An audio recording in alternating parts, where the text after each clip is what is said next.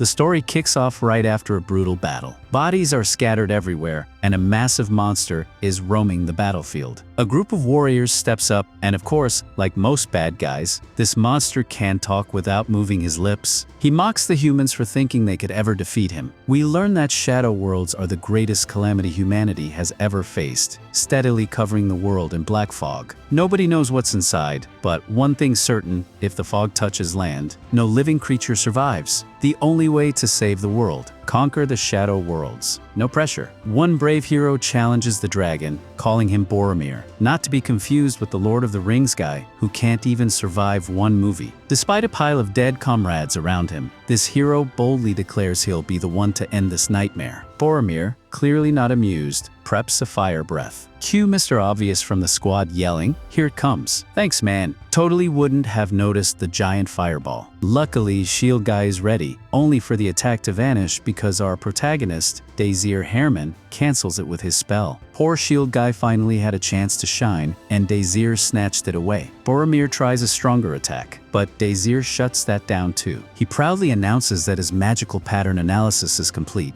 basically flexing that he's hacked every draconian spell in existence. With Boromir's magic sealed, the humans launch a counterattack. Shield Guy blocks a tail swipe, the mage blasts him, and the female warrior, supercharged with the last of the mage's mana, lands the finishing blow. Boromir screams in disbelief before crashing down. Everyone cheers. Captain Avia gives the most inspiring speech possible. One word: good. Desir, shocked but relieved, can't believe they pulled it off. Later, while the survivors celebrate, someone notices they haven't received orders from the higher-ups. Did they maybe kill the wrong boss? Oops. Mr. Obvious insists Boromir was the right one, but the group points out they should have been sent home by now. Desir tries to stay positive, but the mood crashes when the mage reminds them that out of 155 million fighters, only 6 survived. Desir realizes just how much this cursed world has taken from him, and suddenly, the victory doesn't feel so sweet. After the battle, Desir Herman and his irreplaceable friends try to recover. The group's cheerful hippie brightens the mood, reminding everyone they just defeated Boromir. The mage isn't buying it. He points out that 99% of all mages died and insists they can't ignore reality. Still, the hippie suggests they should pray first. Classic move. Desir calms everyone down, and the religious hippie compliments Shield Guy for his sweet blocking skills. Shield Guy, being humble, gives all the credit right back to Desir. The mage, meanwhile, marvels at how Desir managed to analyze and seal Boromir's spells with just his circle. Even he couldn't do that. When asked why no one's ever heard of him, Desir simply explains, it's because he's just a commoner. The mage nearly cries, saying that if Desir had been at the magic tower, he'd have been an unstoppable beast. The conversation shifts to their plans after returning home. Shield Guy wants to honor fallen comrades by visiting their families. The hippie, apparently the purest soul alive, plans to take care of the victims' families and build a memorial. The mage dreams of preventing another shadow world from appearing, since a repeat would be humanity's game over. The silent warrior, who dealt the finishing blow, says nothing, and Rudy straight up ignores the question. When asked if he'll go back to Hebron Academy, Desir thinks of a girl he once knew, someone destined to die in battle. For now, he says, he just wants to go home. But before they can relax, everyone suddenly senses something. The mage is shocked, feels like Boromir's mana, even though they killed him. He recalls an old text. Dragon hearts don't just pump blood, they store and circulate massive amounts of mana. When a dragon dies, its heart stops, and all that stored mana explodes. Whoops! Shield Guy steps forward again, telling the mage he might have mentioned this little detail earlier. The mage defends himself, saying this is literally the first time in history humans have beaten a dragon, so yeah, no handbook for this. The sky erupts with light from Boromir's corpse. Desir tries to stop it with a spell, but nothing works. The mage admits it's hopeless. They're facing pure magic energy, and even under perfect conditions, they couldn't contain it. The party braces for death as Desir's life flashes before his eyes, only for him to suddenly wake up in normal clothes, somewhere completely different. He hears applause. A woman's voice welcomes the new students to Hebron Academy. Desir Herman suddenly remembers the woman as Professor Bridget. She explains to the new students that not everyone will be enrolled. They must first take a test, and only the top 600 will make it in. Desir knows what's coming even before she announces it. The exam is to clear a shadow world. The students panic, thinking this is way too dangerous. But Bridget calms them by explaining it's an artificial shadow world created just for the test. Still, Desir feels uneasy, and then she says the year is 3613. That's 3 years before the war against Boromir began in 3616, a war that destroyed everything. Realizing he's somehow in the past, Desir collapses, wondering what the point of all that suffering was. He knows it's not a dream. The memories are far too vivid.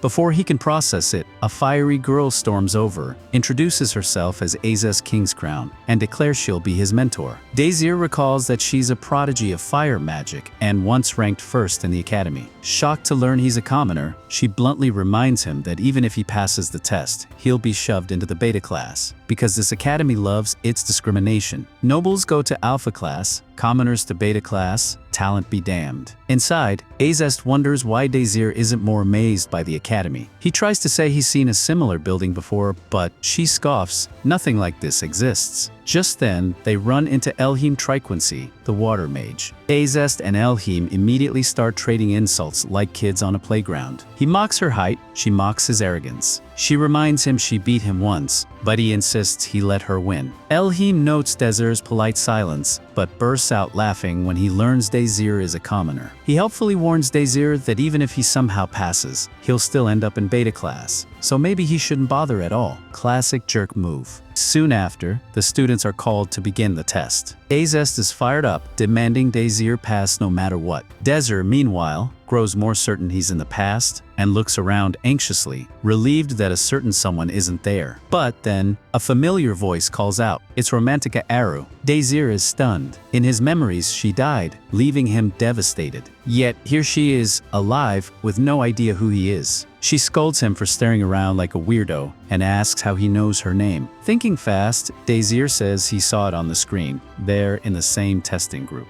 Romantica wishes him luck and walks off, while Desir silently vows. This time, he won't let tragedy repeat. He will rewrite history itself. Our time-traveling hero, Desir Herman, pulls himself together and vows never to let Romantica Aru suffer that same tragic fate again. The first exam is held in a beginner-level shadow world. Thankfully, the academy doesn't want angry parents suing them, so these artificial worlds come with an emergency escape function. Take too much damage, and you're automatically pulled out. Still, Desir is surprised that students can actually get hurt at all. Enter Elhim Triquincy, still in full villain arc mode. He smugly explains that attacks between participants are allowed and warns Desir that it'll be impossible for him to pass. To rub it in, Elhim introduces the student he's mentoring, Azest Kingscrown, a prodigy magic knight. In Desir's memories of the future, she was a high circle mage, master of ice, and one of his most reliable teammates. She could wield vision magic, normally impossible to imitate, and outclassed most pure knights with the sword. In short, she's terrifyingly talented. Elhim and Azest trade a few more insults. As usual, he manages to sneak in the last laugh, leaving her fuming. Azest tells Desir that his odds against the magic knight are garbage, but still urges him not to give up. Soon, Desir's group is called for the test. The goal is simple: reach the finish line. The catch? Only the top 3 pass. Anything goes: magic, interference, dirty tricks. If you take fatal damage, you're instantly disqualified. Desir should be focusing on the exam, but he can't help watching Azest. In the ruined future, she was there until the bitter end. He wonders if she too has her past memories. She surprises him by knowing his name, but only because she checked the list beforehand. Then she roasts him for his below-average physical ability, coldly telling him he has no future. To top it off, she calls him out for staring at her like a creep.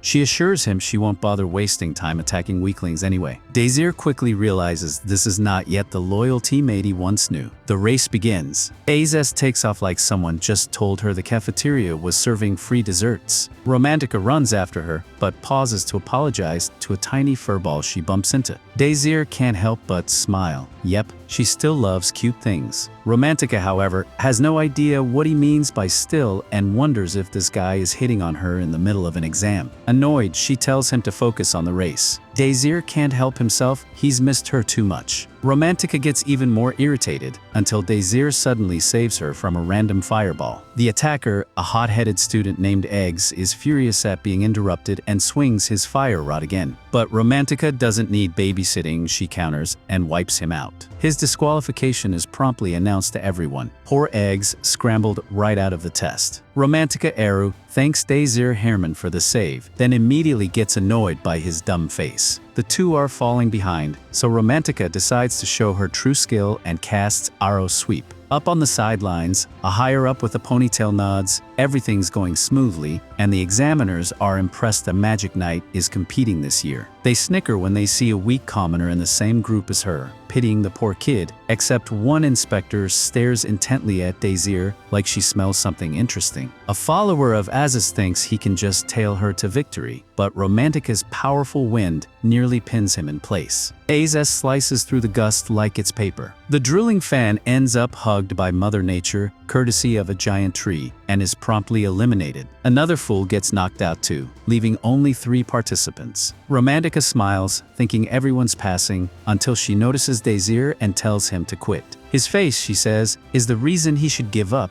Harsh. She assumes he'll quit, then he doesn't. That drives her nuts. Furious, she vows to hurt him enough that he'll think he's dying and unleashes a brutal wind strike called Venom Wind. Instead of panicking, Desir complimentingly analyzes her technique, calling out that she prioritized speed over control and calmly suggests a tiny tweak. Romantica is stunned that he's unhurt. Then Desir does the impossible. He tweaks the air currents mid-flight and forces her attack to miss. He even uses an inverse spell, something only higher circles can normally pull off. Impossible for a lowest circle commoner, yet here it is. Romantica launches again. Desir redirects and neutralizes it perfectly. She begins to lose her composure, wondering if his skill actually surpasses hers. The tables have flipped. Desir grins and says, confidently, "Let's finish this." Desir Herman knows he doesn't have time to waste. There are still plenty of rivals ahead. Romantica Eru decides to really push him, unleashing a storm of spells to see if he can inverse them all. Desir casually swats them aside, noting that while she's strong, she's not strong enough. If she stays like this, history will just repeat itself, and he refuses to let her meet that same tragic fate. So, like a true boss, Desir flexes. He tells Romantica that inversing isn't his only trick. He erases friction from his body and reveals he hasn't even been fighting her at all, because the real test isn't about magic duels, but about reaching the finish line. Fatal wounds here don't mean death, just damage. Romantica gasps at his insane plan, but Desir? He ain't afraid of a few scratches. He rockets himself forward with a fire spell like a human missile. Near the goal, Azest King's Crown enjoys her lead, but senses Desir gaining fast. She doesn't know how he beat Romantica, but she's not letting him pass without a fight. She unloads a barrage of Link spells. Desir coolly analyzes every strand and takes control. Azest realizes too late that he's inverting them. Desperate, she fires off the rest before he can steal those too. But Desir redirects their trajectory like it's child's play. Azest combines her magic for a massive strike, and Desir admits she's making the right move. Unfortunately for her, our time-traveling mad lad is just built different. He twists the spell mid-flight, rides the blowback, and, thanks to his no-friction trick, rockets past her like a magic bullet. Victory is announced. Desir Herman wins. But he hardly cares. To him, this is just training. He knows he and his friends must all grow much stronger if they're to avoid the tragedy looming ahead. Meanwhile, in Group F, some guy with a ridiculous-looking ring wipes out a bunch of students. His name? Dante. He wins his group, then fixes a creepy smile on our heroes. Yep, trouble's coming.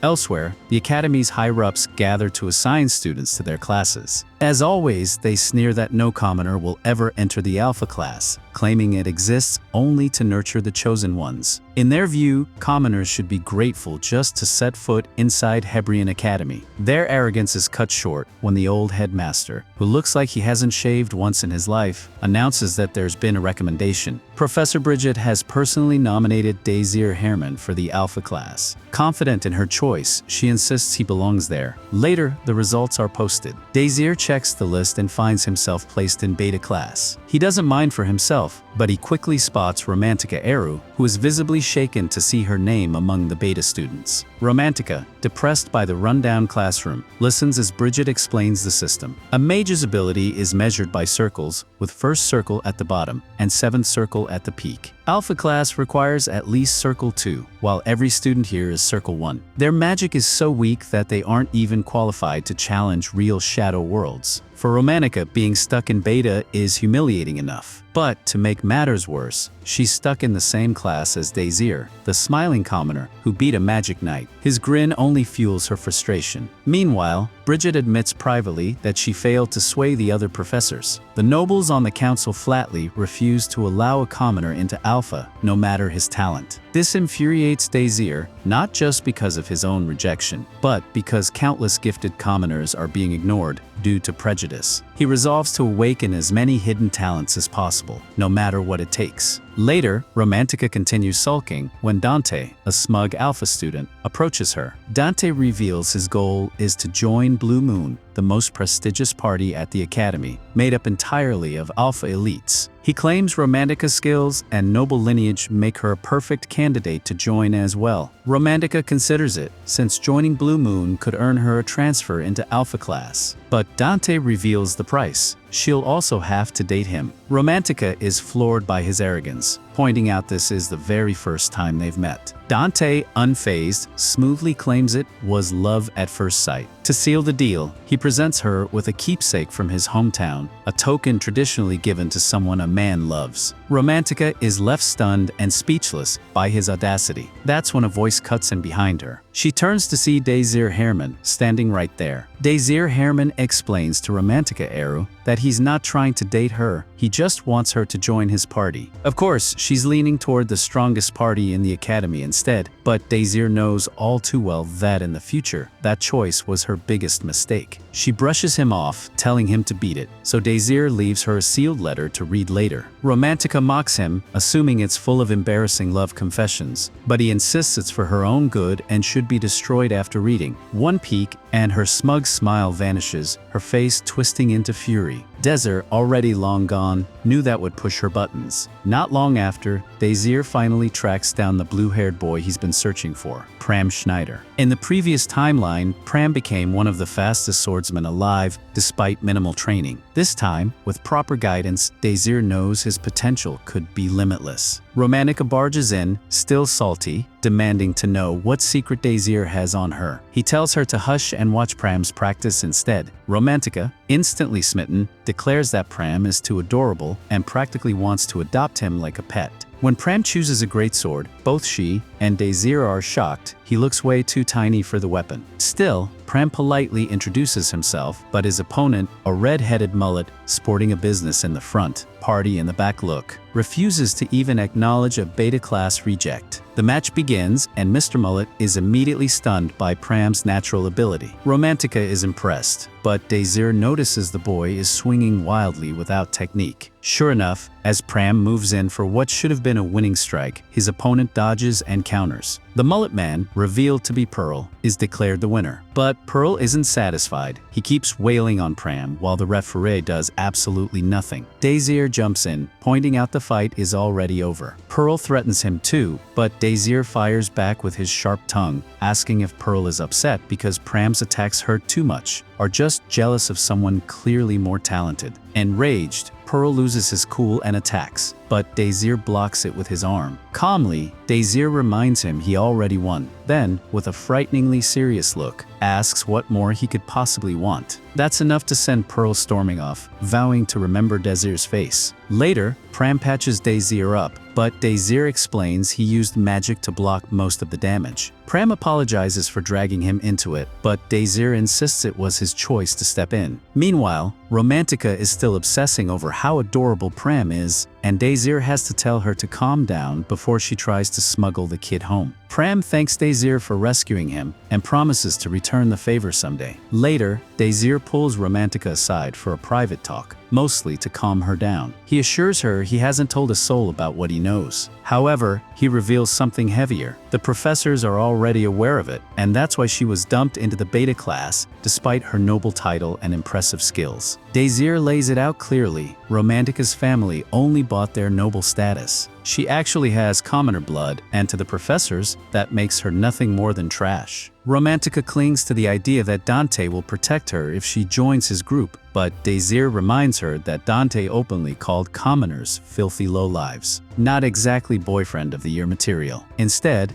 Desir suggests she join his party. Romantica instantly gets furious, thinking he's threatening to reveal her secret unless she agrees. She accuses him of being a manipulative jerk, but Desir, smiling as always, makes it clear if she refuses, he'll simply team up with Pram instead. Of course, Romantica's imagination runs wild. The thought of the adorable blue-haired kid makes her reconsider, though she's still deeply suspicious of Desir. After all, this guy smiles way too much, knows her deepest secret, pulled insane stunts during the test, defeated a magic knight, and somehow used an inverse spell while being the lowest circle. Shady. Absolutely, but tempting enough for her to bite. She finally agrees to join Desir's party, though mostly to keep an eye on him and uncover his secret. She still hates his grin with every fiber of her being, but they shake hands anyway. Meanwhile, Pram stares longingly at a strange sword his mother gave him, the one left behind by his father. She told him that as long as it shined brightly, it meant his father was always thinking of them.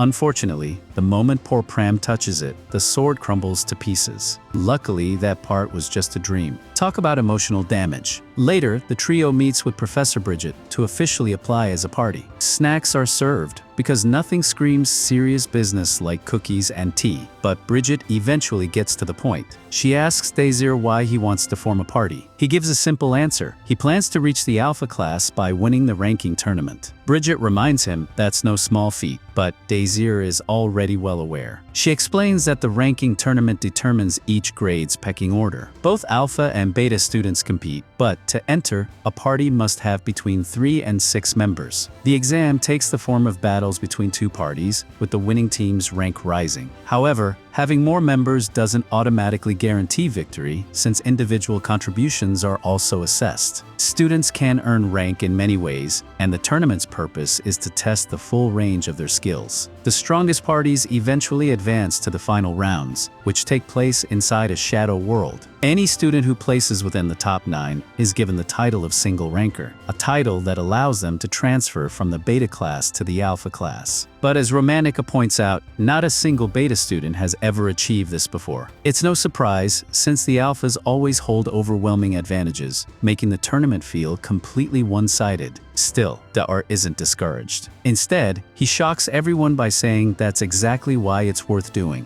If the professors continue treating betas as talentless, then proving them wrong by having all 3 of them rise as single rankers will send a message. Professor Bridget, inspired by his resolve, admits she hopes they can dismantle the Academy's deeply prejudiced system. Before finalizing things, she makes sure that Romantica and Pram are certain about joining Desir's party. Both agree. Later, the trio passes by the Alpha students' elite practice facility, a massive, well-equipped training hall filled with top-of-the-line equipment. Unfortunately, it's restricted only to alphas. Instead, they're forced to use the beta practice facility, which is nothing more than an old, dusty room that's practically falling apart. The floors creak, cobwebs hang from the corners, and to make matters worse, the place is infested with rats. Remaining positive as always, Desir insists they can make it work. While Romantica hopes he'll find a better room, his solution is simply plugging the rat holes. With no better options, the 3 of them clean the place up. After some hard work, it actually starts looking decent, but Romantica is still horrified about having to train there. Desir, however, wastes no time. Instead of resting after their cleanup, he insists it's the perfect time to start training. Romantica instantly regrets joining his team, but she reminds herself of her goals and reluctantly goes along. Training begins with Desir coaching Romantica to improve her accuracy in magic. Romantica confidently claims she already has that covered, and to prove it, she fires off several wind attacks that strike the target in succession. She beams with pride at her display. But Desir quickly sets a higher bar. He wants every single shot to hit the exact center. Romantica thinks it's completely impossible, but he calmly explains that this level of precision is the only way they can ever hope to beat the alphas. He reminds her that he's confident in her potential, and in that moment, he reflects on his past and the future he envisions for their party. When Romantica proves herself in battle, Desir teases her by saying she could always go back to cleaning instead. Fired up by his smug grin, she becomes determined to wipe that smile off his face. For training, Desir gives her a new exercise, placing a ball inside a circle using wind magic. At first, Romantica just throws it, but he corrects her. She's supposed to manipulate the air currents around the ball to guide it. Since wind magic is her specialty, he simply reminds her to visualize the flow of air. To his amazement, she gets the hang of moving the ball on her very first try. He praises her, and Romantica, though flustered, secretly enjoys the compliment. Meanwhile, Pram eagerly asks to be trained in swordsmanship.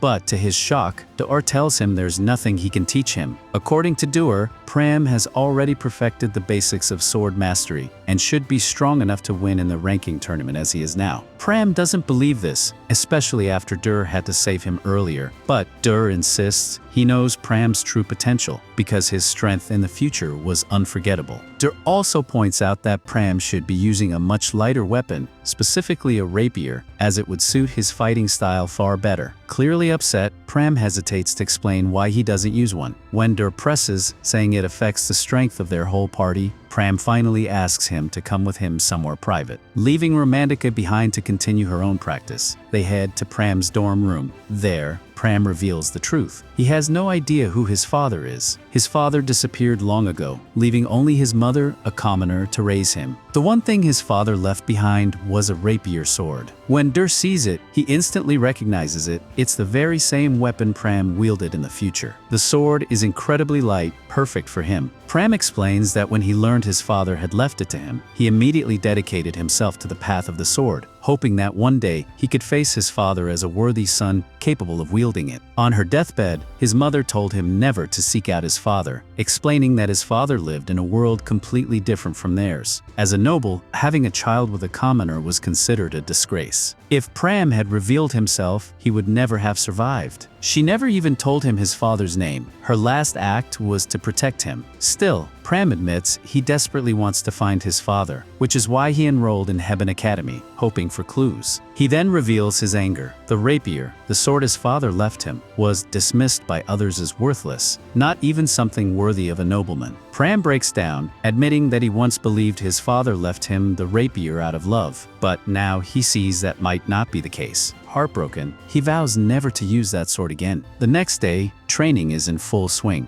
Romantica is proudly dropping the ball into the circle with ease, bragging that she mastered the exercise in just 3 days. Naturally, Desir wastes no time deflating her ego, pointing out that the ball isn't staying in the circle. Classic Desir, professional buzzkill with a smile. As Romantica sulks, Desir stares at her intently, lost in thought about the gift she received from Dante. Suddenly, he gets an idea. Turning to Pram, he asks him to show the rapier sword again, but Pram coldly replies that he doesn't care about it anymore, so he can't. Desir presses him, pleading to see it just once more. To everyone's shock, Pram blurts out that the reason he can't is because he sold it. Meanwhile, in a shady little shop, a pair of sketchy, villain-looking guys are shown examining their new prize, Pram's rapier. Afterwards, Desir and Pram head out to retrieve the sword. Desir is amazed. Everything is exactly as he remembers. They arrive at a shady alleyway that leads to the pawn shop and cautiously step inside. A big sign at the front proudly declares no refunds, ever. Desir can't help but wonder how these guys could be so obsessed with money. Pram mutters that he never wants to hold the sword again, but Desir calmly asks him to give it one more chance. Inside, they're greeted by a steroid-fueled giant standing guard. Seriously, this place looks more like a villain hideout than a pawn shop. Desir approaches the shop owner, Wua Ken, explaining that they're here to buy back the rapier Pram sold. Wua Ken smugly points to the no refund sign, but Desir shoots back. That's exactly why he said buy, not refund. Our boy's patience deserves an award. The man insists the sword is worthless, but admits he suspected something strange since it was so light. That's when Wua Ken surprises Pram, saying he thinks it might actually be a coven, an item nobles give to loved ones, often disguised like jewelry or a box.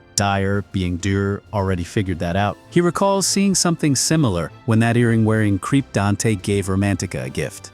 Ken declares the price, 40 silver. Pram explodes. He had sold it for just 3 silver the day before. On top of that, Ken didn't even tell him it was a coven. The shopkeeper shrugs, saying Pram only asked him to appraise it as a sword. As a sword, it was worth 3 silver. As a coven, 40. Business is business. Pram fumes, but Desir calmly pays the 40 silver. He's not thrilled, but he knows it's worth it. Ken mutters that maybe he should have charged more, but Desir warns him that's as high as he'll go. Ken then scoffs, saying just looking at it won't do any good. No amateur could ever open it. This fool clearly doesn't realize he's talking to the main character. Desir uses his unique magic to read the hidden writing on the weapon and urges Pram to take it. Following Desir's instructions, Pram presses a small groove on the hilt, slides the blade out, and suddenly another blade hidden inside is revealed. Everyone is stunned. This blade is unlike iron or silver, shining with an otherworldly glow. Desir explains it's forged from banam, a metal harder than steel and lighter than a feather. Weapons like this exist only among the highest nobility. Now more certain than ever, Desir knows this is the very weapon Pram wielded in the future. As they prepare to leave, the giant behemoth steps in their way. Desir, ever polite, simply asks the muscle mountain to move aside. The giant mountain of muscles blocks their way, but Ken smirks and says he'll only let them leave if they hand over the sword. Desir reminds him they had a business agreement, but Ken, being a top-tier scummy shop owner, claims that since the sword is made of banam, the deal's off. Desir calls him out on his hypocrisy, which only makes the giant step forward threateningly. Desir calmly refuses, dodging the musclehead's attack with ease.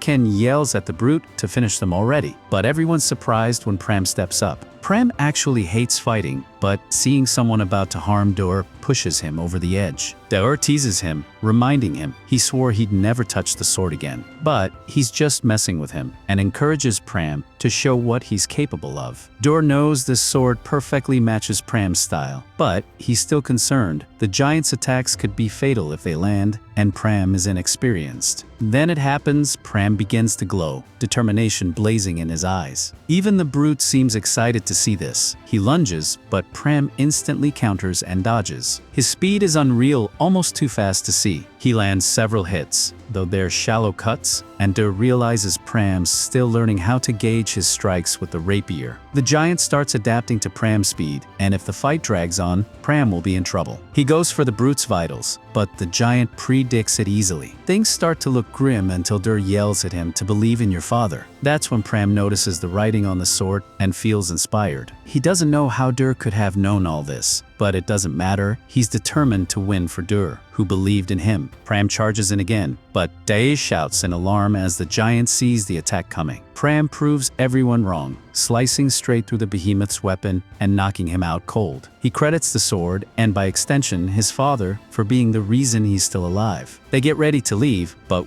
Ken sneers, saying the door can only be opened by the unconscious guard. He demands they leave the sword, but his jaw drops as Pram simply slices his way out instead. Problem solved. On the way home, they stop for food. Pram thanks Desir for everything he's done. Desir just shrugs, saying it's natural to help a friend in trouble. But Pram suddenly breaks down, and our silly protagonist wonders if he accidentally bought the wrong kind of food. Spoiler, he didn't. Pram explains through tears that he's crying because before all this, he'd been completely lost and hopeless. Now things are finally better for Pram, and he even has someone who considers him a friend. He's truly happy and thanks both his parents as he resolves to follow the words his father left behind. The sword bears the engraving, so my fledgling won't lose his way. Back at the school, Romantica continues her intense training and shows incredible mastery over her spell control. She can now stop the ball perfectly at the center of the circle. Overjoyed, she tries the challenge Desir originally gave her, and to her delight, she lands every single wind projectile directly at the target's center. Later, she waits to meet Dante, but overhears people discriminating against her for being in the beta class. When she finally meets him, she eagerly devours a meal while Dante anxiously awaits her decision decision about joining his party. Before she can answer, he arrogantly assumes she has already accepted and prepares to introduce her to the members of Blue Moon. To his utter shock, Romantica returns the gift he gave her. He's so stunned that his tiny brain can't even process it. She tells him it's not only because she doesn't want to be with him, but also because she's already joined a party in the beta class. Dante, in complete denial, laughs it off as a joke, but Romantica makes it very clear she's serious. She explains that while she didn't like her party at first, that changed completely. The leader is training her and pushing her to improve her skills. She reminds him of how he once called commoners trash. Instead of apologizing, Dante doubles down on his statement. That's when Romantica reveals she herself used to be a commoner, nearly giving him a stroke. He once again thinks she must be joking, but Romantica tells him she's dead serious and that it doesn't matter now because she finally has people who see her for who she is, not what she was. Dante finally realizes the truth and snaps, declaring that if he had known she was a commoner, he never would have invited her in the first place. As their conversation ends, Romantica has one final statement. Her party is aiming to rise to the Alpha class. That means they're now enemies. Dante is furious, vowing to crush every one of them. Romantica simply warns him not to underestimate them and leaves. His rage boils over. A flashback reveals why he despises commoners so much. Years ago, a mob of them stormed his home, destroying everything and demanding the execution of his father. The memory fuels his hatred. In a frenzy, he clenches his fist until he bleeds, vowing to annihilate every last filthy commoner. Sometime later, Desir's team enters the ranking tournament, starting with the qualifying rounds. Romantica dominates her match, wiping the floor with a group of 5 opponents using her powerful wind magic. Their victory boosts the team's position on the leaderboard. Pram follows up by taking down another squad, pushing them even higher. Finally, it's Desir's turn to show his skill. He doesn't even move an inch while effortlessly blocking every incoming attack. With Romantica and Pram finishing off the last enemies, the team climbs into the top 30, officially advancing to the real competition. Bridget is proud of their progress, but also concerned. Being in the spotlight now means they've painted a giant target on their backs. Elsewhere, the instructor overseeing Blue Moon is absolutely livid when he reads an article praising Desir's beta class team.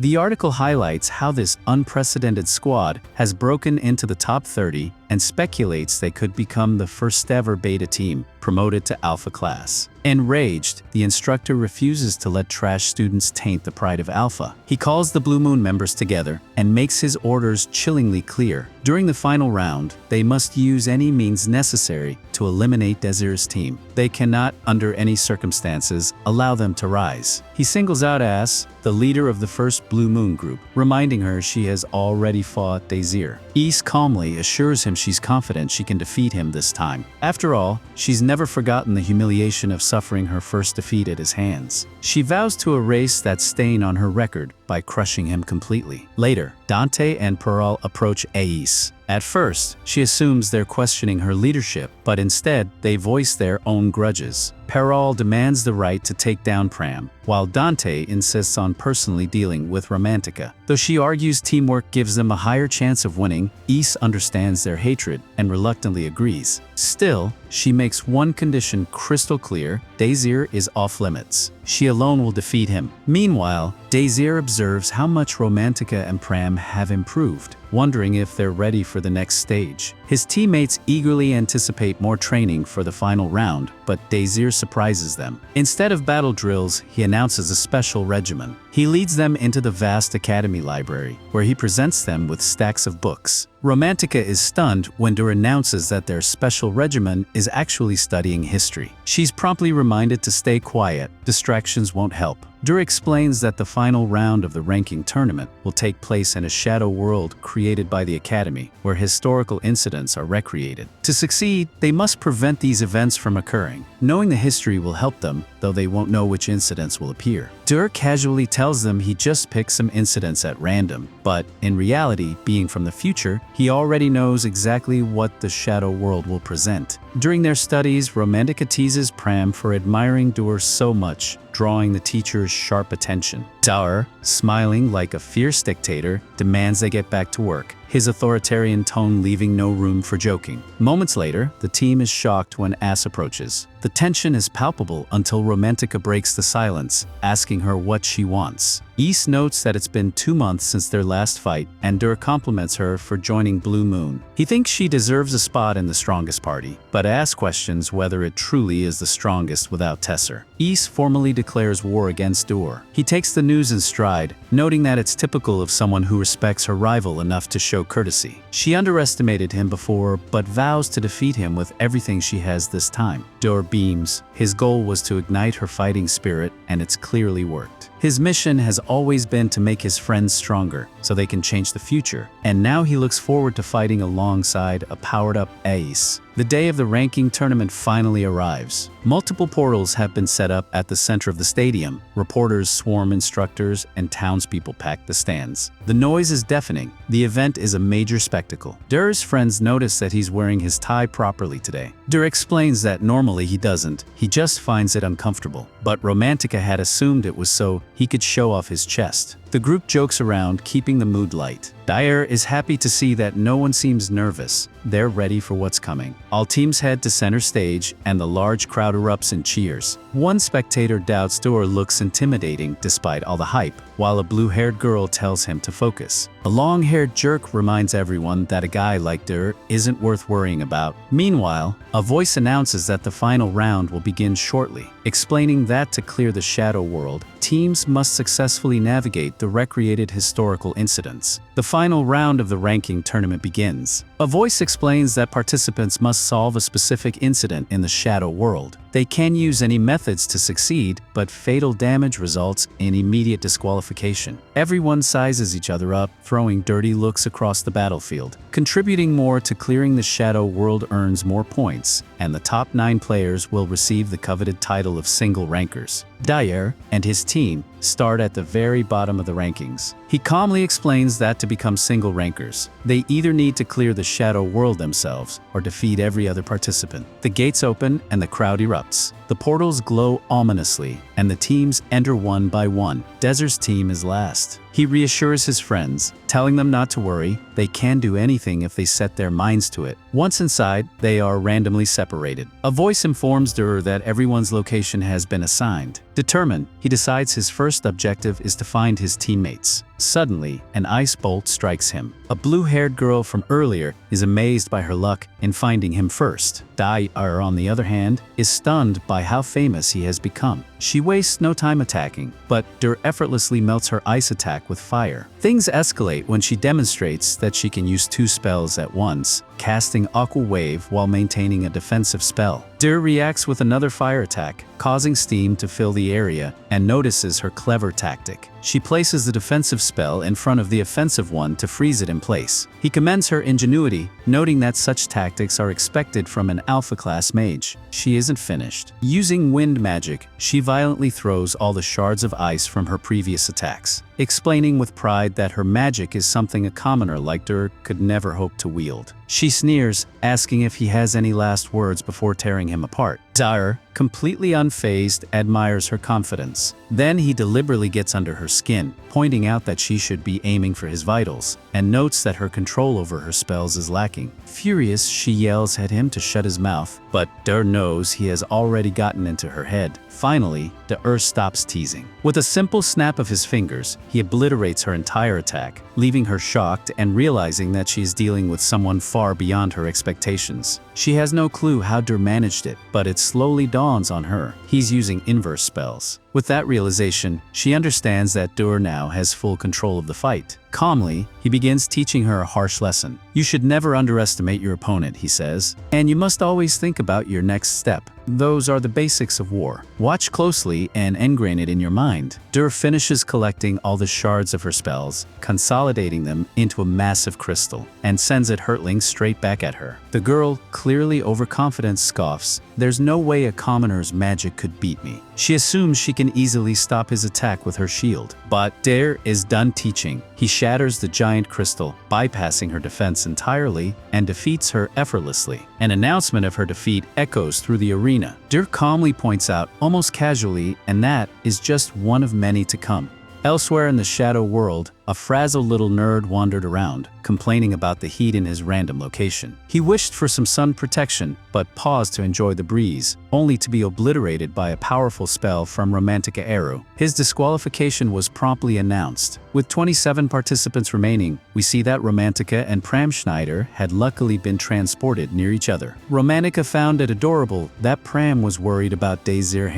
Using her wind magic, she detected nearby enemies and decided to target the lone one. She sent out an attack, but it was instantly destroyed and 2 enemies appeared. One complained that detection magic reveals your location, while the other jerk, aka boyfriend material, reminded her that Romantica was just beta trash. Romantica did not take the insult lightly. She decided it was time to prove who the real trash was with a fight. The guy continued talking smack about their superior class, but Pram wasted no time attacking him. The jerk claimed it proved the betas lacked manners, but Romantica realized they weren't weak at all. Everyone got on guard, swords drawn. A girl tried using magic, but Pram decided to show off his lightning speed. Terrified, she wondered if someone like him could really be in the beta class. Her partner whipped up a dirt wall and told her to unleash a massive area attack. But in doing so, she revealed her exact location. Romantica sent her flying with a gust of wind, switching the insults. Now she called the enemies dumb for hiding, only to reveal themselves immediately after. Pram reminded the alpha boy to focus on the fight, though he was actually just distracting him, while Romantica finished off the alpha girl. She noted that her opponent might have had a chance if he had focused on her first. That was what happens when you underestimate the beta class. With 25 participants left, Romantica and Pram complimented each other on how much they'd improved, with Pram crediting Desir for their training. Speaking of which, Romantica called Desir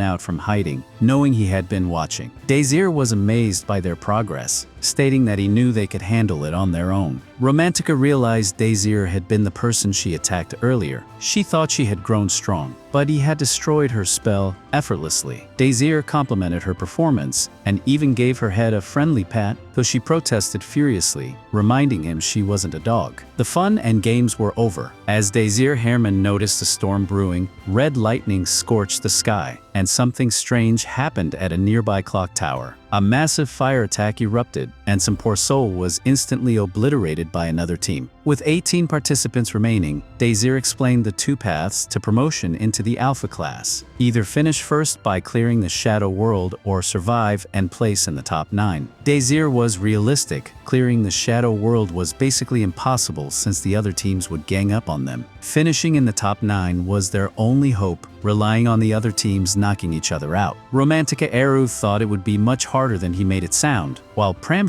was overly confident, mostly because he was doodling on the ground instead of planning. Suddenly, rain poured down, leaving them no choice but to take cover under a tree. Romantica had a realization. Aiming for the top 9 among alpha students would never have crossed her mind if it weren't for Desir. Without him, she might have joined Dante's team, and heaven only knows what would have happened once they learned she was a commoner. Desir could sense her unease and reassured both her and Pram that they were getting much stronger. His RZ, aka weird head-patting habit, was getting on her nerves, so she called him a weirdo and told him to stop. She also reminded him how much she hated his dumb face, though deep down, she couldn't help but love her team. Then, a bell rang in the distance. Desir announced that it was finally time, and reminded Romantica that this was part of their studies. They were now in the world of the previous clock tower, a high-level magical device that regularly produced monsters. The clock tower activated, and something stirred beneath the ground. A voice announced the start of a survival quest, revealing that the tower had generated a new monster. All teams needed to survive the monster's attack. Naturally, the teachers freaked out, certain that Desir's beta class team was doomed. The head of the Blue Moon group even laughed at Bridget. Back with our heroes, a girl screamed in terror, another participant down, leaving only 17 remaining. Danger loomed as Desir told Romantica and Pram to stay back. The ground began to shake, a foul stench filled the air, and a monstrous rat emerged. The duo froze in fear as it let out a deafening roar. Desir quickly deduced that this was no ordinary rat. It was controlled by a Craw monster, a fearsome creature that commanded hordes of vermin. The monster wasn't just any rodent, it controlled a battalion of mice-like limbs, fed on human blood, and never gave up once it chose its target. Romantica decided to fire an airball, but it was useless. They needed to keep running. Predictably, the mice were closing in fast. Desir Herman explained that their only chance was to take out the leader, hidden somewhere in the horde. Romantica groaned. It was like finding a needle in a haystack. But Desir had a plan. He made himself bleed and used his blood to reveal the commander. The dumb little rat finally showed itself, and Romantica dropped it right out of the air. Of course, the rat didn't die. Desir reminded her that even a tiny rodent was still a monster, with magical resistance high enough that Romantica couldn't take it down in a single blow. As more rats kept coming, Desir ordered a retreat. But Pram Schneider, in true reckless style, leaped straight into the swarm. His teammates yelled at him to stop, but he just grinned, because apparently common sense isn't a top-tier skill in his repertoire. Elsewhere, other teams were equally struggling. The red team faced a giant rat horde, but their leader confidently told them to stand back while he unleashed a fire spell. The green team, clueless as ever, thought it was just a tiny mouse. One idiot even tried to shoot it away, but the mouse let out a battle cry and immediately swarmed them. Back with our heroes, Pram was in the thick of it, determined to locate the real leader. He knew it had taken damage from Romantica's spell and was set on finding the little critter. After a tense fight, he finally detected it on the outskirts. Desir frantically tore at the rat mountain to rescue him, while Romantica debated attacking with her airballs, but Desir wisely warned that she might hit Pram too. Panic set in for Desir, fearing he might lose Pram again, just like in the future. But then, with a triumphant roar, Pram emerged from the pile and obliterated the killer mouse. Their survival quest was officially over. Exhausted, Pram received praise from his friends and immediately took a nap under a tree. Desir, amazed at how terrified Pram was of rats, instructed Romantica to watch over him, and then walked away silently. Alone, Desir was furious with himself. He should have cleared the quest without putting Pram through that ordeal. He realized he had gotten carried away by their improvement and let his guard down. Meanwhile, Desir punched his own face as a reminder to never lose focus again. Returning to his friends, they worried about him, but he waved it off. It's nothing. Desir Herman's team was surprised when he insisted on traveling in the rain. He simply explained that they had located the previous clock tower and needed to head there. But first, he reminded himself of one thing. He would take the perfect route to reach his goal and vowed never to repeat past mistakes. Elsewhere, the red team was in awe as their leader burned an entire area just to eliminate their rat horde. The green team also won their skirmish thanks to Azest King's Crown using ice magic to wipe out their enemies. Finally, Desir's team reached the clock tower. All the remaining team leaders stared at the eerie structure. It was explained that whoever stopped it first would win. The leaders were confident until a sudden gust of wind picked up.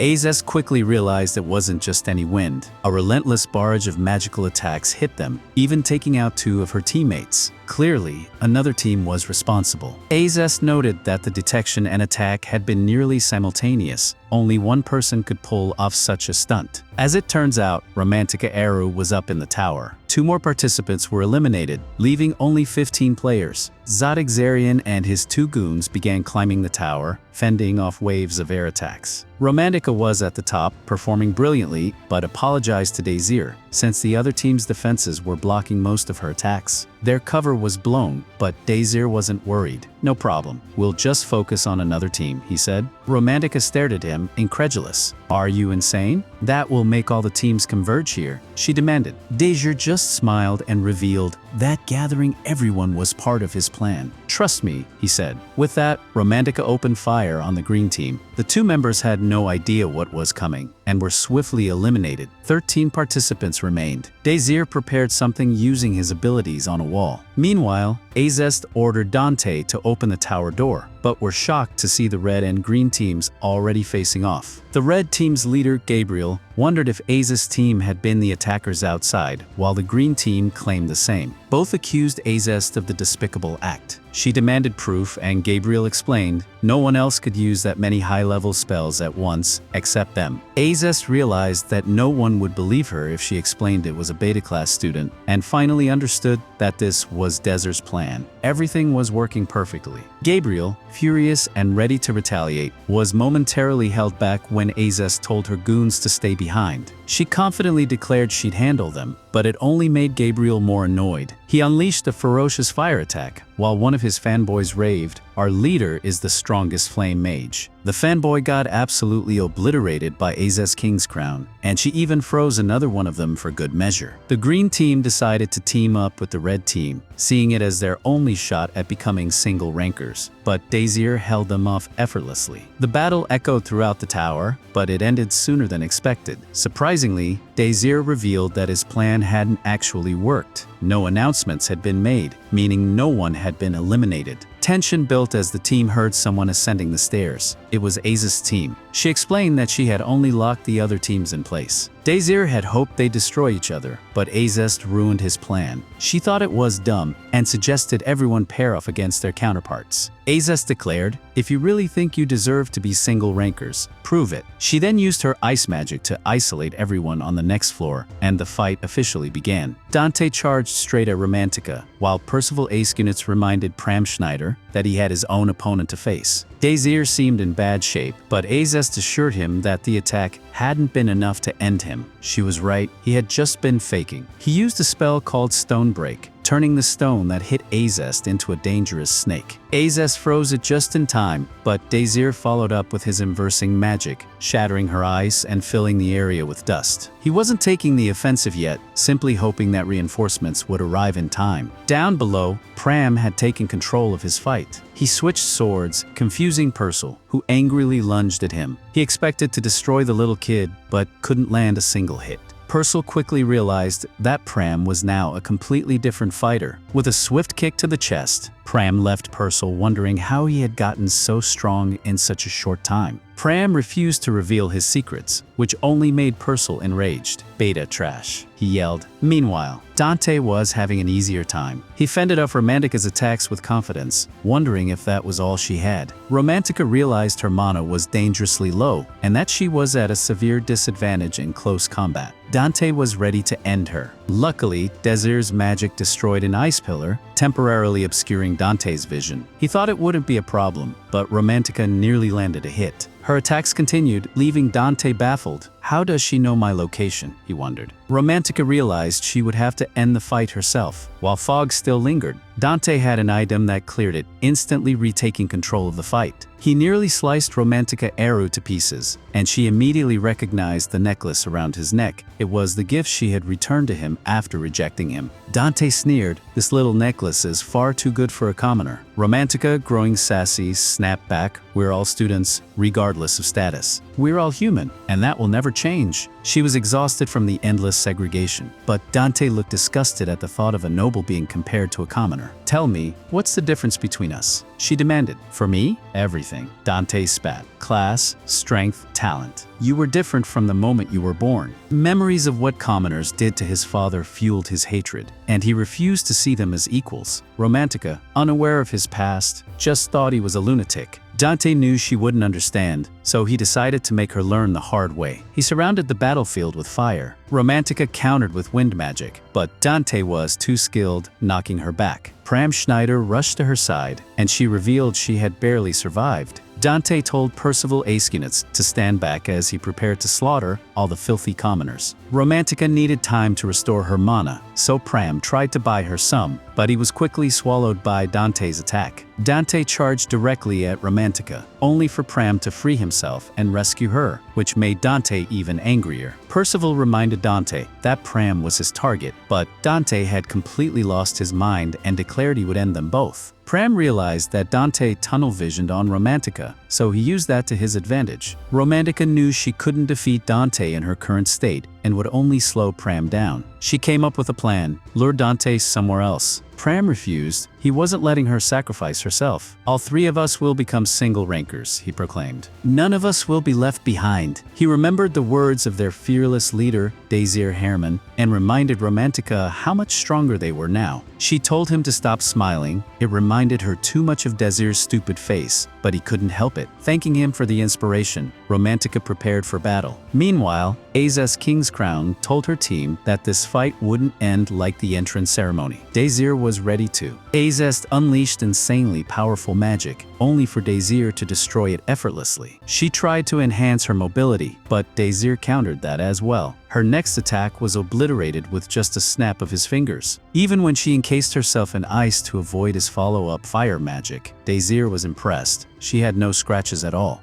Romantica suddenly realized just how dangerous Desir Herman really was. Azest King's Crown was utterly confused. She surpassed Desir in every measurable aspect. Mana, magic, speed, hand-to-hand combat. She was better than him at all of it. Yet, somehow, she was struggling. Desir gave his signature smile and simply said, "You need to have a little more fun." Azest, as serious as a steel trap, frowned. She determined she wasn't lacking in skill, only experience. She attacked, but Desir had seen it coming a mile away and countered effortlessly. She wasn't exactly helpless though. Dodging all his fireballs, she closed in for a sword strike. Desir boosted his strength with a spell and blocked her attack. She pushed him back just enough to impress him, showing off her raw power. She continued her relentless assault, putting Desir on the defensive, yet she couldn't understand why she couldn't beat him. He, on the other hand, wondered if she was even enjoying herself. "Have you ever faced a worthy opponent before?" he asked, recalling how she always looked bored in previous battles. Azest had no clue what he meant by fun, and just insisted she would win. Desire encouraged her to give it everything she had, but she was already steps ahead of him. Things escalated rapidly. Azest prepared her trump card, the Frozen Throne. The room was instantly covered in ice. Desir recognized it as vision magic, a type he could not normally inverse. Azest sat upon her icy throne, commanding Desir to prepare. Almost immediately, shards of ice rained down, and Desir was stunned by the sheer number of magic circles Azest had created. She used them to attack, but he wasn't afraid. Inside the frozen palace of vision magic, you can wield magic without limit, he mused. "It's the advanced ability you used before I went back in time." Unfazed, Desir inversed every attack without hesitation. Azest created more circles, only for him to destroy them instantly. He grinned. "No matter how many you make, your magic will never touch me." Azest realized her sword alone, or her magic alone, wouldn't be enough. Ingeniously, she decided to remove her vision magic entirely. Desir was shocked and amazed when he understood why she had done it. Meanwhile, below, Pram defended himself against Dante, sending him flying. Romantica realized they needed to take down Dante before the spiky-haired redhead rejoined the fray, but it was too late. Dante ordered Percival Aescunets to lend a hand, and Percival mocked him, clearly enjoying the chaos. Since Dante claimed he would handle Romantica and Pram on his own, he explained it wasn't about proving his strength. It was just that he didn't want to waste any more of his precious life fighting disgusting commoners. The two villains launched a coordinated assault, putting our heroes in a very tight spot. Pram managed to fend off Percival Aescunets' first attack, but Dante was rapidly closing in, and Percival had already recovered his sword. Things were looking grim until Romantica thought of Desir Herman. Bolstered by confidence, she shouted at Pram to get down and unleashed an insanely powerful attack. Meanwhile, upstairs, Azest King's Crown transformed her weapon into a magic sword, an ultimate attack method normally mastered only by magic knights over a decade. Yet she had somehow achieved it almost instantly. She launched her strike with precision, confident it was a move Desir could not inverse. Desir tried to counter with his spell, but Azest remained undeterred. She celebrated prematurely when her final blow seemed successful, destroying Desir's dagger, but then she realized he was using his inversing spell. Her eyes widened in shock as she saw his magic cast across the entire clock tower. The impossible was happening. Suddenly, the announcement rang out. The quest had been cleared. The magical power of the previous clock tower was severed, its mechanisms shut down. This marked the end of the ranking tournament's final round. The clock tower would never again summon demons. Desir Herman was declared the person who cleared the quest. The crowd erupted in cheers, while instructors had mixed feelings. Bridget was thrilled, of course, but the big boss of the Blue Moon Group refused to acknowledge that commoners had won. He even accused Bridget of cheating, insisting it was impossible for a commoner to outdo a magic knight and clear the shadow world. A few other classist bigots joined in, pointing fingers at Desir's team. Fortunately, some sensible teachers spoke up, noting there was no evidence against them. They had all witnessed the fight and knew the victory was earned fair and square. The stern, ponytailed elder, looking like he might play hacky sack in his free time, remained calm. He had his assistant read the names of the 9 single rankers, though the names weren't revealed to us. Later, Desir explained that his original plan had been simple: last long enough for the other contestants to eliminate each other. Finishing in the top 9 would have been sufficient to secure single ranker status. However, Azest had figured out his strategy and froze everyone, completely upending his plan. Instead of eliminating them, unfortunately for Azest's King's Crown, her team was so focused on fighting everyone else that they completely missed what the real plan was. Desir Herman's team had arrived at the clock tower slightly ahead of everyone else, and he began analyzing the ancient structure. It was a tough task, and he almost ran out of time, but he just barely managed to finish during his one-on-one against Azest. Had all the Alpha students swarmed him, he wouldn't have had a chance. Azest realized just how brilliant Desir truly is. He wasn't even entirely focused on their one-on-one battle. He was always looking at the bigger picture, just like during the entrance exam. She had been playing right into his hands all along, and had to admit he had defeated her in every conceivable way. Desir, of course, remained humble, noting that if her sword had been just a fraction of a second faster, she might have won. Pram Schneider interjected, pointing out that if Azest had done that, they would have had to fight her in Desir's place. But by then, her team had already been taken down. Desir praised his team for a job well done, while Romantica tried, unsuccessfully, to pretend she didn't enjoy having her head petted.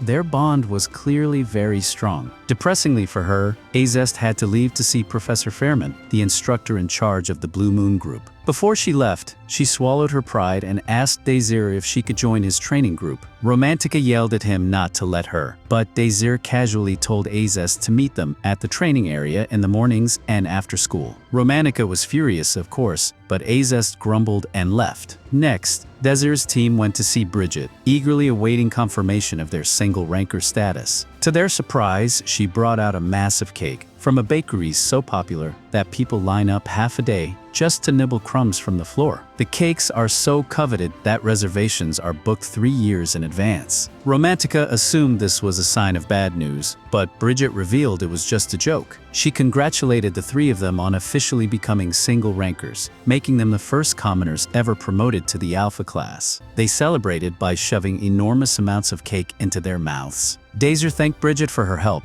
but she reminded him that they had done all the hard work themselves. As they indulged, Bridget recalled a memory from long ago. A little week-old Desir Herman had asked her to teach him magic. She nurtured him over several years, and he grew into the masterful mage he was today. Some time later, Desir's friends were ready to enjoy some well-earned fun, taking a break from the stresses of school life. As they prepare to enter the Alpha class, this is their last chance to enjoy some free time before getting swamped with responsibilities. Dyer is the most responsible one in the group, so he hesitates, but his friends eventually convince him to hang out at the mall. The so-called fun starts with Desir wandering aimlessly, while Romantica tries on different outfits. Tesser thinks she looks okay, which is about as exciting as a wet sock. Romantica is disappointed and decides to give him another shout before moving on to try something else. Dor starts complimenting, "You look amazing. That really suits you." Exactly the kind of praise Romantica wanted, until she realizes he's actually talking about Pram, the little brat who stole the show. Now it's Dor's turn to pick something, but Pram insists on full focus and begins helping him choose a tie. Pram can't decide, so Dor signals to Romantica for backup, but she only shrugs. Apparently, nothing can stop Pram once he's in this mode.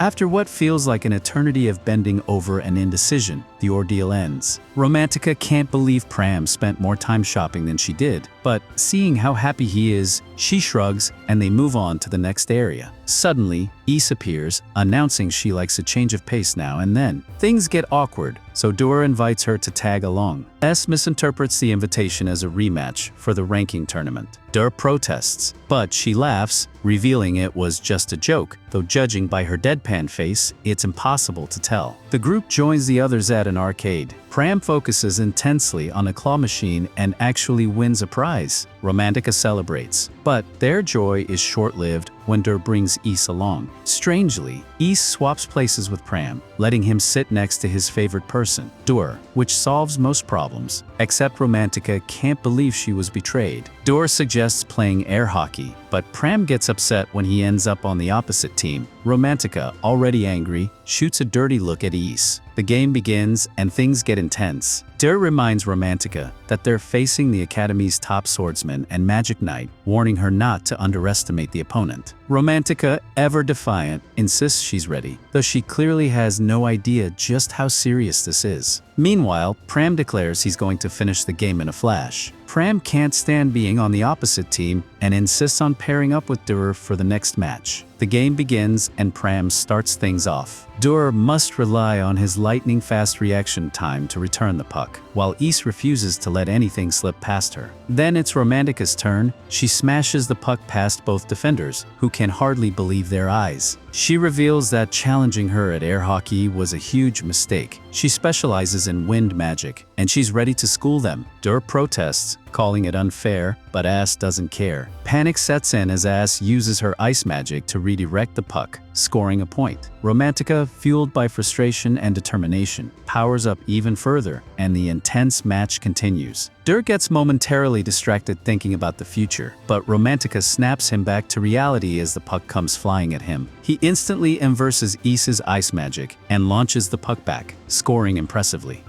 Satisfied to finally see him take the game seriously, declares the real fun has begun. Afterwards, she thanks the group for a refreshing change of pace and leaves. Romantica hopes she never has to see S again, but the guys drop the bad news. Azest will be training with them, and they'll all be in the Alpha class after the school break. At their first glimpse of the Alpha class classroom, Pram shows off his new tablet with Desir as the wallpaper, making things awkward as usual. Romantica is excited for the new school year, and Desir takes them to morning practice. They start with stretching, move on to sword fighting, and Romantica is a bit miffed when Ys keeps up with Pram. During ball target practice, Ys fails to land one, so Romantica steps up, impressively completing all the targets. Desir brings out more balls, but she handles them effortlessly. Eventually, practice ends, and Ys compliments Desir on his training style, noting how he adapts to each student's strengths. Romantica, exhausted from playing with Desir's balls, begs him to go easier during morning practices. Unfortunately, Desir reminds them there's no time to slack. The next battle will be real, and mistakes could be deadly. The team trusts Desir to get them ready, and they're all excited for the challenges ahead. In Class A, the teacher explains that the battle between humanity and the shadow world is far from over. The recurring disaster continues to ravage their world. In fact, their continent is now only half its original size. On the bright side, the success rate for clearing shadow worlds is a staggering 99.9%, thanks to the power of magic gems. These gems appear whenever a shadow world is cleared and contain massive amounts of mana. They can't be used as is, but a process invented years ago allows their power to be harnessed, which in turn fueled incredible technological advancements. The instructor quizzes the students on who invented this process, calling on Romantica, who is dozing off. Luckily, Desir whispers the answer just in time, saving her from embarrassment. Class ends and Desir heads to introduce his team to Professor Prelude, who is amazed at the sight of the single rankers. Even sleepyhead Romantica impresses her. Prelude is surprised when Desir asks for a favor. She assumes it's party support, the kind the Academy and Magical Tower provide, but the deadline has passed. Instead, Desir hands her a request form. He wants his team assigned to guard a branch of the Magical Tower. Prelude is skeptical and initially declines, curious why they would want such an assignment. Desir reveals that a magical stone called the Tear of a Journal is stored at the Heli branch. He also warns her that in 10 hours, a group called the Outers will attempt to steal it. Prelude nearly has a heart attack. This is top secret information, and Desir was just in the beta class days ago. She can't fathom how he knows so much, but he insists there's no time to explain and that they must act immediately. 10 hours later, at the Magical Tower headquarters, an old face from the future appears, the know-it-all Mage Master Zod. He is informed by a panicked subordinate that the Heli branch is under attack. Curious, Master Zod goes to see who is guarding it, only to find a student he's never met before.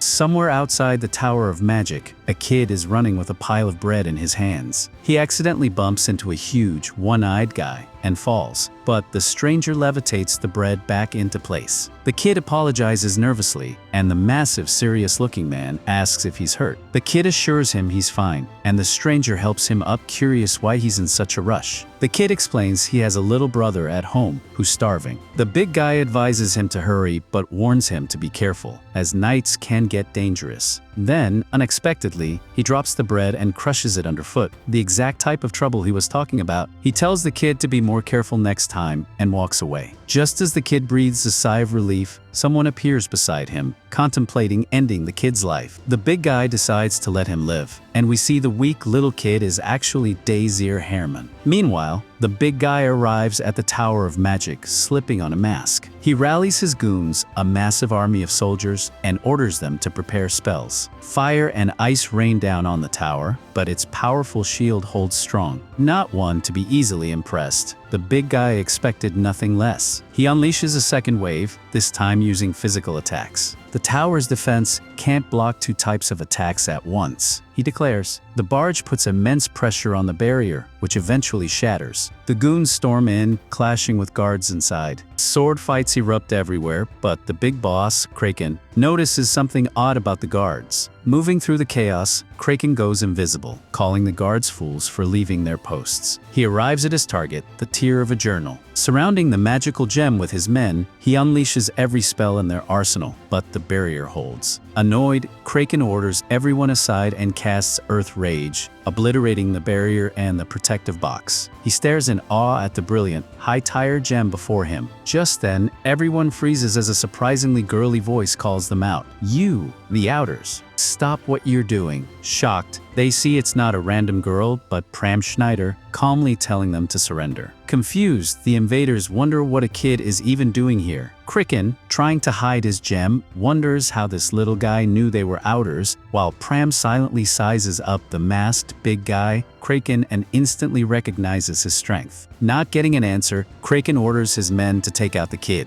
They unleash a flurry of magic, but Pram effortlessly evades every spell. He quickly assesses the enemies, 2 swordsmen and 4 mages, all roughly as strong as Romantica, and proceeds to neutralize their magic. The goons hesitate, assuming he's only a magic counter, unaware that Pram is also a deadly close-range fighter. Frustrated, Kraken casts an entangle spell, freezing Pram. He follows up with a massive earth fist straight to Pram's gut. Impressive skill, Kraken admits, but you lack experience. He then tries a chain spell to capture him, but Pram dodges easily, though it was just a feint. Captured in another trap, Kraken notes, this kid is a Heaven student, clearly talented, but he has to survive what comes next. Things look grim as Kraken's men launch an all-out attack. Just in time, Romantica arrow swoops in, hidden, wreaking havoc on the attackers. One goon even sacrifices himself to save Kraken, adding to the chaos. Despite the armor blocking some attacks, Romantica's strikes still deal serious damage. Kraken studies her movements, speed, accuracy, and the sheer number of spells make him suspect there might be more than one attacker. Combined with the odd guard behavior, it makes him wonder if they somehow anticipated the assault. Focus, Kraken mutters, telling his goons to cover him. As the walls around Pram crumble, he prepares to strike. Pram fights through multiple goons on his way to Kraken, nearly overpowering each one. Though temporarily pushed back by a clever spell, Pram immediately recovers and charges forward again. However, Kraken's seemingly endless magic continues to press him hard. Kraken, clearly a tyrant, launches his next attack, but misses Pram Schneider and instead sends one of his own goons crashing through the floor. Pram can't believe it. What kind of villain treats his own soldiers like that? Kraken just shrugs. Replacements are plentiful. Pram strikes back, but his attacks are useless against the tyrant. Kraken surrounds himself with a wall of rocks, and no matter how hard Pram tries, they keep coming. The villain scolds him, disappointed that the kid has so few tricks up his sleeve. Even worse, Kraken discovers the source of other attacks and forces Romantica Aru out of hiding. "Who's leading you kids?" he demands. No answer. "Then I'll make you feel something worse than death." Romantica isn't fazed. She launches precise wind magic attacks at Kraken, impressing him with her accuracy, but he taunts, "You lack power." She smacks him right in the face with a rock anyway, cheerfully thanking him for the lesson. The two trade blows, each canceling the other out. Pram tries to strike amid the chaos, but Kraken, another villainous goon, isn't messing around anymore. Romantica sees the danger and yells at Pram to get out of the way. Kraken amps up his earth rage, obliterating the entire room. The heroes barely survive, realizing just how insanely strong he is. Oddly, they aren't upset, they just think, Dor needs to train us more. It's clear their plan had succeeded, and they wonder if they completed their part well enough. Meanwhile, below the tower, Kraken celebrates his victory, praising Azest for their preparedness. But he's shocked when Desir Herman suddenly appears. Desir, ever the comedian, announces he's here to collect payment for the bread you crushed. Confused, Kraken demands answers. Desir calmly shows a glowing mark on his hand. "I tagged you with my mana when we touched earlier," he explains. Suddenly, it all makes sense. Desir was the reason everyone knew about Kraken's raid. Kraken chuckles at Desir Herman's moves, impressed by the kid's skill despite his youth. But the tyrant quickly sobers up.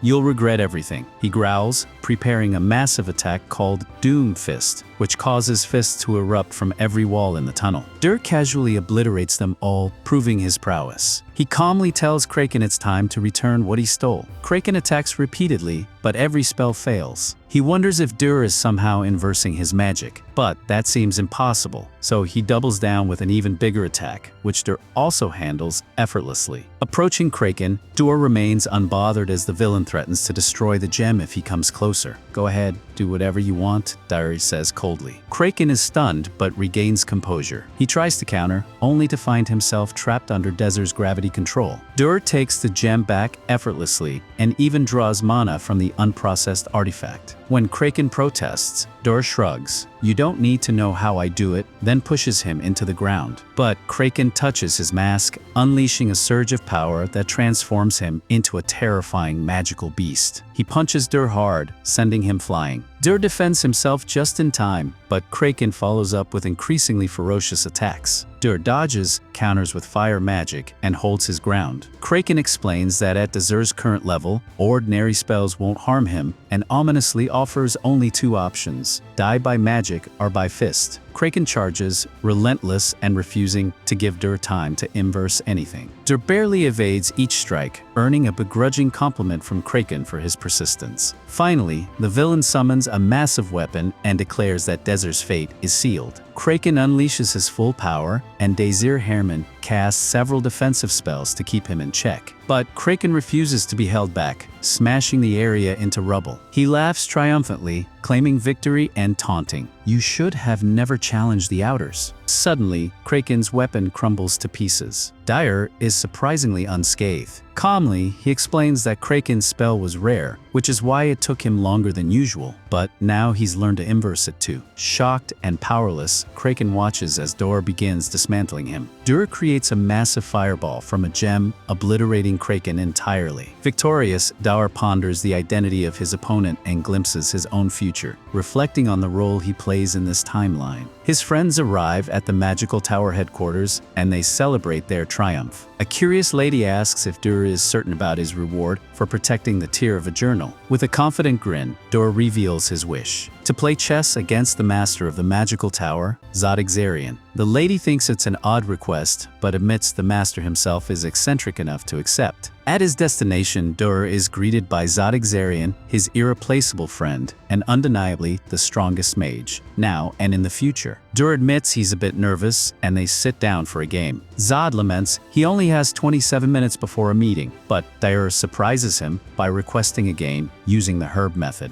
a rare and complicated rule few know. Desir recalls that an old friend taught him this method, and the memory brings a smile. As they play, Zod realizes Desir is incredibly skilled, though Zod still takes the lead and reminds him there's much to learn. Desir proposes a wager. The loser must grant one wish to the winner. Skeptical, Zod points out that Desir is just a student, so what could he possibly wish for? Desir casually spots some unprocessed mana gems and requests one. He then extracts mana from it, using only his bare hand, leaving Zod utterly shocked. Azest is desperate to know how Desir Herman managed such an incredible feat, but Desir mischievously replies that the answer will be the wish he grants Zod if Zod wins the wager. Zod agrees agrees, but wonders what Desir himself would wish for if he wins. Desir simply smirks and says he'll find out once he does. Wager officially set. The two continue their chess match elsewhere, each plotting their strategy. Meanwhile, Azest King's Crown sits outside a house while a party goes on inside. A Blue Moon instructor wonders why she isn't inside helping with the crowd and mentions some unpleasant rumors, all because she lost in the ranking tournament. He expects her to clear things up, but Azest shocks him, saying she doesn't care. They lost fair and square. No need to hide it or lie. Furious, the instructor reminds her that she's responsible for their defeat and declares that if she won't cover it up, she must quit the Blue Moon group. Azest thinks about all her new friends and decides that quitting might just be the perfect idea. Elsewhere, Desir compliments his friends for their efforts against Kraken and thanks them for helping recover the tear of a journal. Romantica pretends to be pleased but quickly gets serious, pointing out that neither she nor Pram had a chance against Kraken. She emphasizes that they need to get stronger, a point Desir was clearly making all along. Curious, Pram finally asks why Desir trains them so rigorously. Desir surprises them with the answer. In just 12 days, a shadow world will appear, and they will be sent to conquer it. Unlike Academy simulations, failure could bring the world closer to doom, and they could all lose their lives. Desir refuses to let that happen. No one will die under his watch. Romantica realizes that everything Desir predicts usually comes true. Even as a low-level circle mage, he's incredibly strong and has already proven his foresight multiple times. She desperately wants to know his secret, but remembers her own words when she first joined the party. She vowed to uncover Desir's secrets herself. Respecting that, she stops herself from asking, and Desir teases her a bit, confident she's dying to know. The moment ends with laughter all around. Desir gets serious again, reminding his friends and himself that they need to grow stronger. They all agree to stick by each other's side. What follows is a long montage. Desir continues training Romantica, Azest eventually joins him, and Pram trains with some mysterious seaweed-haired figure, possibly his long-lost father, who finally returned with the milk. Azest King's Crown seems to ignore her old Blue Moon group and instead trains alongside Desir Herman. Meanwhile, Pram eventually surpasses his new trainer, while Desir helps unlock some hidden potential within Romantica.